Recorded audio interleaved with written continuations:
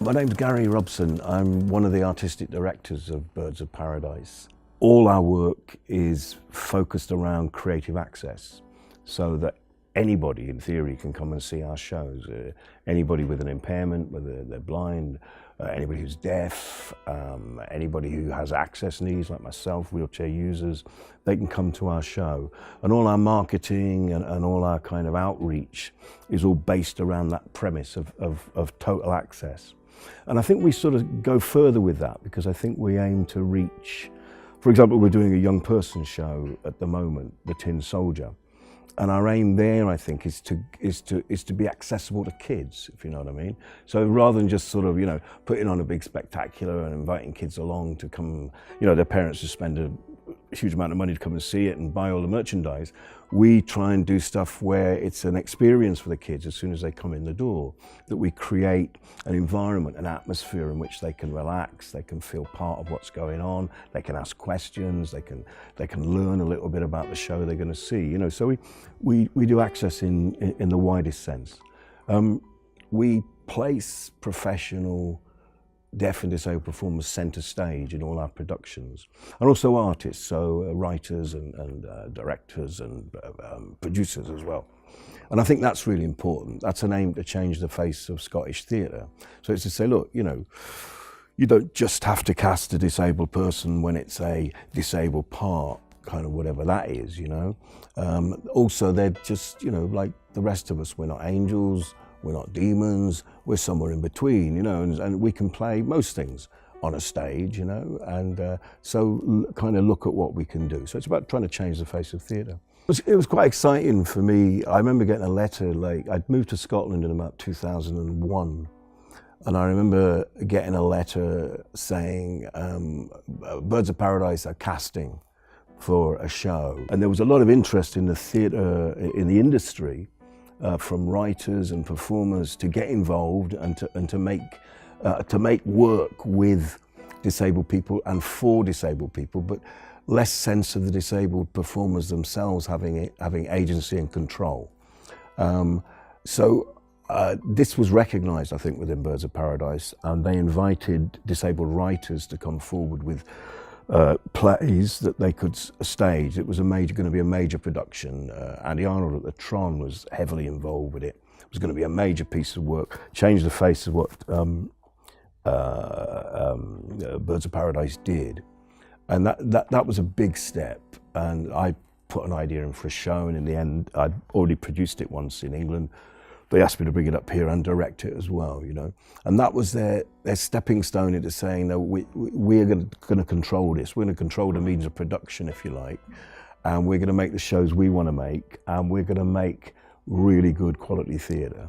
Usually companies that have worked for deaf or disabled people have not been led by deaf and disabled people. And I do think that's really important. And that struck me very much about my first few years up here working in Scotland. Having said that, there's been some amazing artists who have given a lot of their time to work with deaf and disabled people, and there's been some amazing results. It's been really good. There was real talent there and real commitment from people. But I think this issue of leadership has been something that's kind of kept it back a wee bit, that it's almost like sometimes feels like you've been invited to the party but not asked to dance, as somebody famous once said. Sometimes, we forget how kind of blessed we are here, whereas to be a disabled person in some countries, you're just fighting for your life. It's as simple as that. Never mind making art, you're just fighting for your life, And I think, but amidst that, I remember being in Russia.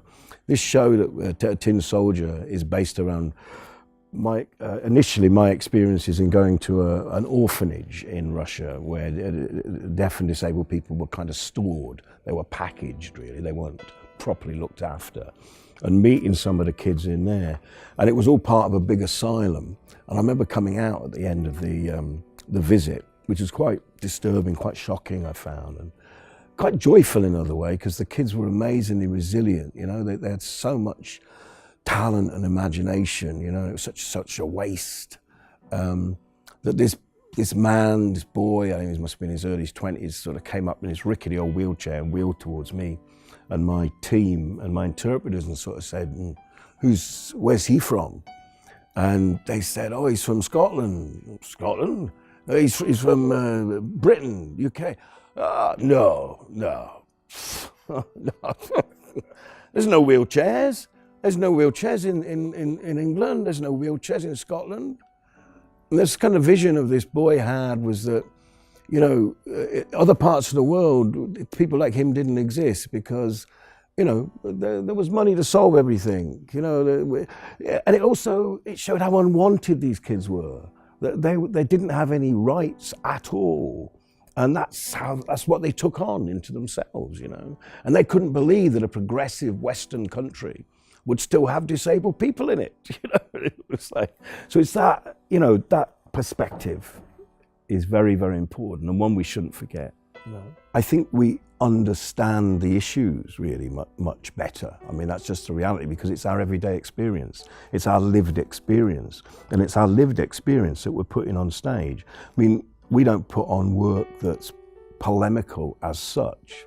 What we make is really innovative, fascinating, interesting theatre that has disabled characters centre stage. And that provokes, by its very nature, it provokes debate, it provokes issues, it changes people's thoughts about the way they look at things, you know.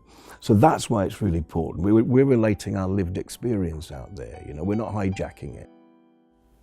The creative access thing and disabled performers is not just about civil rights, it's not just about ticking boxes. It's also about, we think it makes for more interesting theatre.